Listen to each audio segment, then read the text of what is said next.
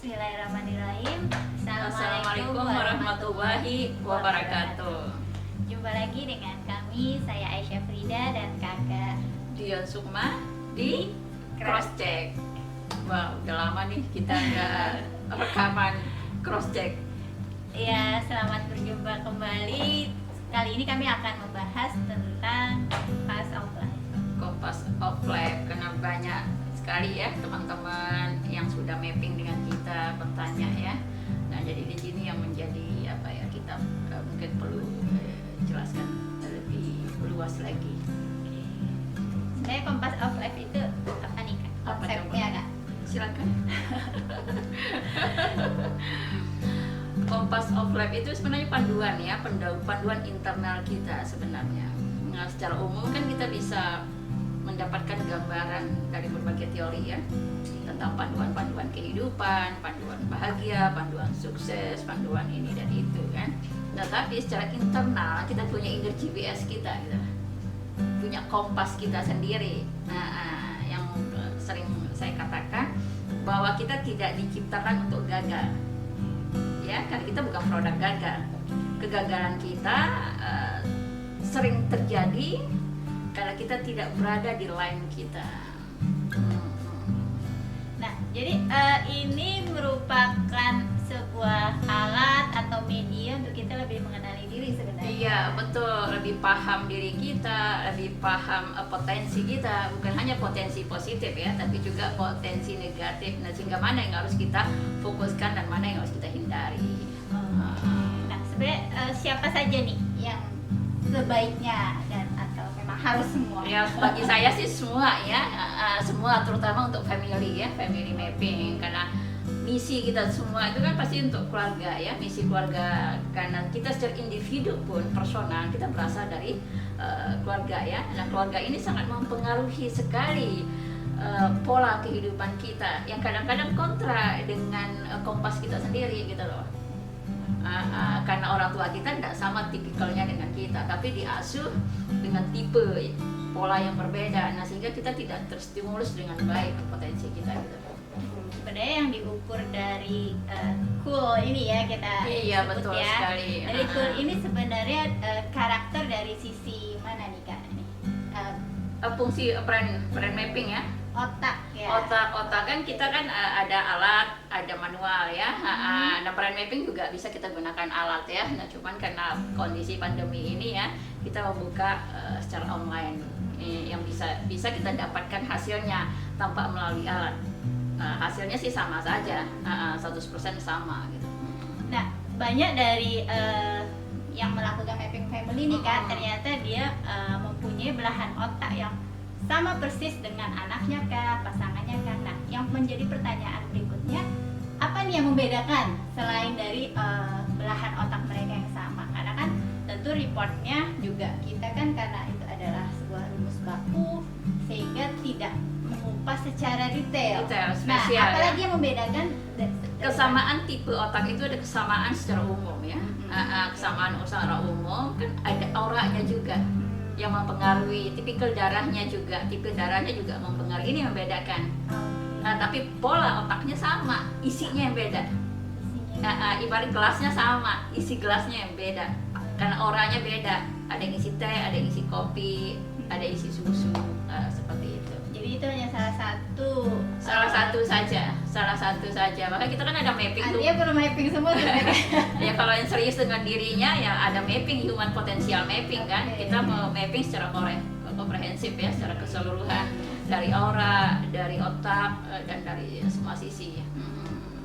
Nah, tadi bicara tentang ini individu-individu, lalu setelah ditemukan masing-masing karakteristik otaknya, lalu apa yang dilakukan bila setelah diketahui dalam satu keluarga itu punya berbeda? Nah, sebenarnya yang menjadi PR-nya bagaimana teman-teman kembali ke toolsnya sendiri gitu loh. Ini yang kadang hanya sekedar tahu mapping, hasilnya dibaca, tapi tidak berupaya untuk kembali ke polanya. Karena secara banyak orang yang tipe logik kok tidak logik gitu.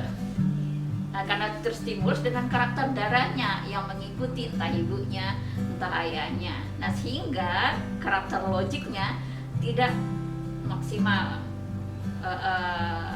stimulusnya tidak maksimal. Nah, dia harus kembali kepada toolsnya dirinya sendiri dengan menggali nalarnya dia sendiri gitu.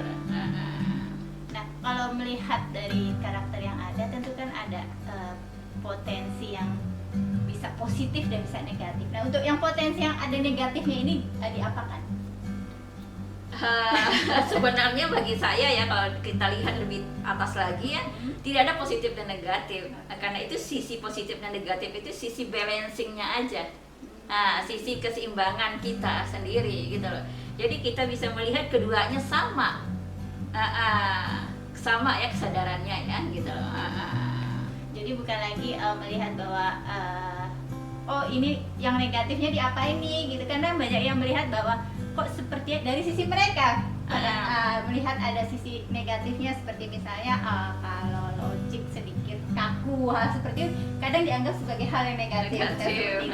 Ya kita di situ ketika kita menemukan sisi yang seperti negatif gitu kan, di situ menjadi solusinya gitu untuk kita berkolaborasi dengan orang lain kan. Gitu. Kayak saya, tipe saya nih sedikit lemah di teknis gitu kan. Nah di situ memicu saya untuk mencari orang yang jago di teknisnya gitu. Ya, kita combine itu kan. Tujuannya kan mencari solusi. Bukan untuk melemah-lemahkan diri, ya bukan seperti itu. Lalu apa nih? Selain dari tadi belahan otak, itu kan ada dominan 5 bagian ya. 5 bagian itu. 5 bagian. Nah, kemudian yang perlu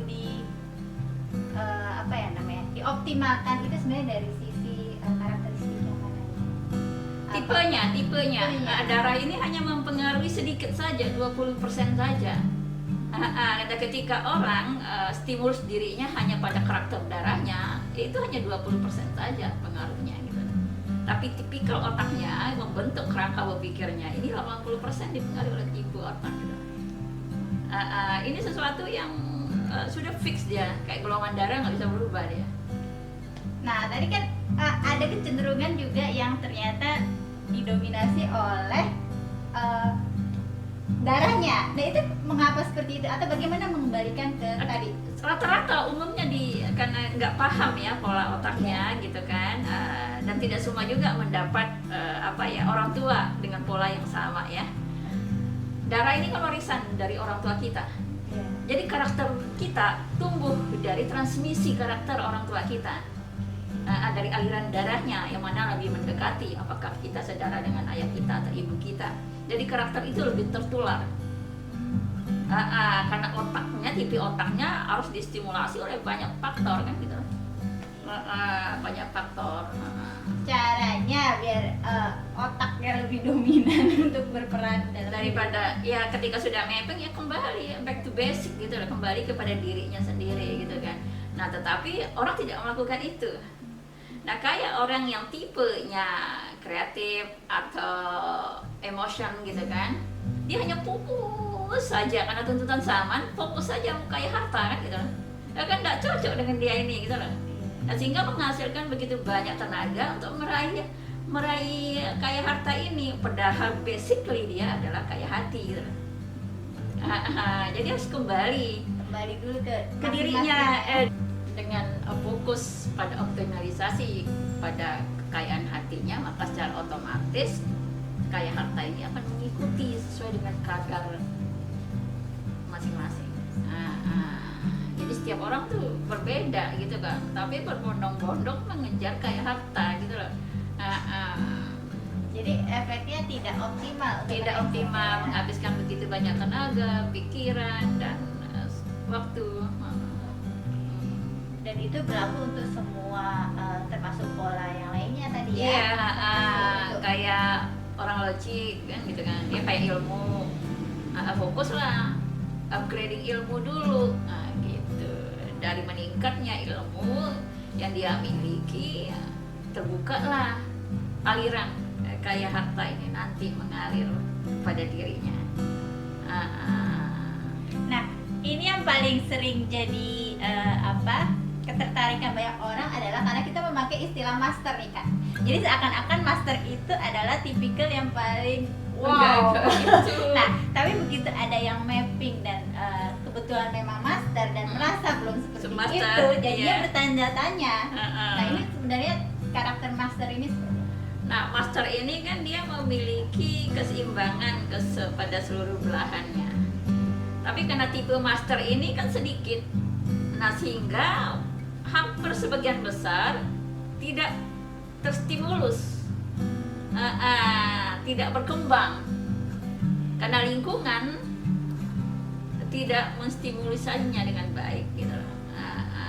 Ini yang kendala, kadang-kadang saya kok master kok gitu ya, saya sendiri kan kok gitu ya.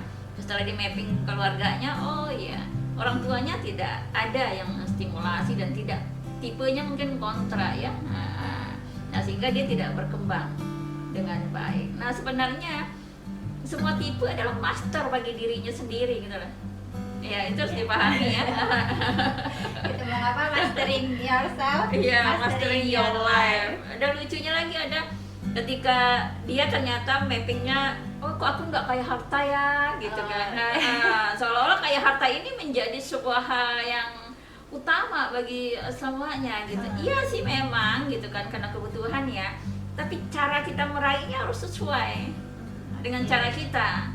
Orang yang master terus money oriented pasti gagal di sini. Meskipun master. Meskipun master gitu, karena dia nggak di situ jalurnya gitu loh. Seperti tadi yang kakak katakan bahwa bila kita sudah memahami pola otak kita sendiri itu 80% berarti ya kak, kita sudah menguasai Diri kita gitu kan. Nah, selebihnya kan darah ya. Karena otak inilah yang menjadi tools kita untuk menjalani kehidupan, yang bentuk pola pikir kita, pola tindakan kita. Tapi isi dari pikiran kita, isi dari tindakan kita ditentukan oleh aura kita. Tapi dia membentuk pola, jalan, cara berpikirnya. Nah, kalau tadi bicara di awal tentang mapping, family mapping. Nah, setelah mengetahui masing-masing bagaimana cara berkolaborasi bila ternyata memang relasinya itu banyak yang kita Setipe. ya, atau pro dan kontranya itu kontranya itu sangat tinggi, itu seperti apa? Nah, justru yang kontra inilah ada aliran sirkulasi energi di antara keduanya untuk saling berkolaborasi dan melengkapi. Kalau setipe, tidak ada sirkulasi energinya di situ, bulat, muter, garing kalau kata saya. Jadi memang dicari yang saling melengkapi gitu ya. Iya, mengisi ya, kayak iya, itulah dikatakan perbedaan adalah rahmat. Karena fitrah hidup ini kan berkolaborasi ya, kita berkompetisi ya, berkolaborasi. Lalu sarannya apa nih kak bagi yang sudah mapping family? Apa yang sebaiknya dilakukan setelah memahami masing-masing? Ya tinggal kembali mengembangkan diri sesuai dengan peta kompas yang sudah kita berikan ini gitu loh. Jadi masing-masing anak ya distimulasi dengan caranya, cara masing-masing anak gitu. Jadi tetap disesuaikan dengan diri masing-masing ya kak? Iya, bukan cara kita, tapi cara anak kita. Ketika anaknya logik gitu, pendekatannya melalui logika, nalar. Ya, ketika anak kita emotion, pendekatannya melalui naluri, hati ke hati. Ini kan akar masalah itu kan pada komunikasi. Nah, dia akan jadi bermasalah jika orang tua sendiri tidak memahami dirinya ya kak ya? Karena ya itu orang tadi tua, mastering yourself. orang tua yang logik gitu kan memiliki anak yang emotion atau anak yang kreatif. Ini kadang-kadang orang tuanya problem kan menghandle-nya gitu loh, karena dia mau anaknya cara seperti dia. Kadang-kadang ide anaknya yang kreatif ini nggak masuk akal karena dikontrain. Nah, justru anak ini tidak berkembang. Nah, di sini selain otak kita punya naluri sebagai orang tua kan. Naluri mengasuh itu kita gunakan. Sehingga anak-anak ini seperti apapun perbedaannya, naluri kita ini yang melampaui otak kita gitu. Itu kan teknikal aja. Ya kan, masalah cara dan gaya itu gitu loh. Tapi di sini kita yang paling utama kan.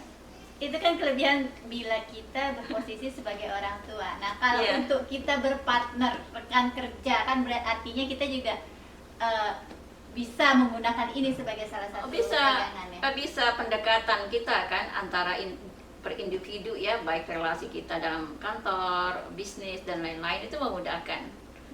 Sehingga kita nggak, oh memang dia gaya dia memang begitu kan gitu. Ketika kita sudah tahu ya, kalau kita nggak tahu kan kadang-kadang kita bete karena hanya pola otak kita yang berbeda membuat kita kadang-kadang nggak senang gitu loh, karena caranya kok kayak gitu sih dia. Gitu. Kalau yang belum dapat nih Kak, yang klik, nah itu sebaiknya mencari yang karakter yang tadi ya, apa, saling mengisi itu, Saling mengisi kan berkolaborasi. dua saja, kalau ndak pro pasti ketemu yang kontra, itu aja.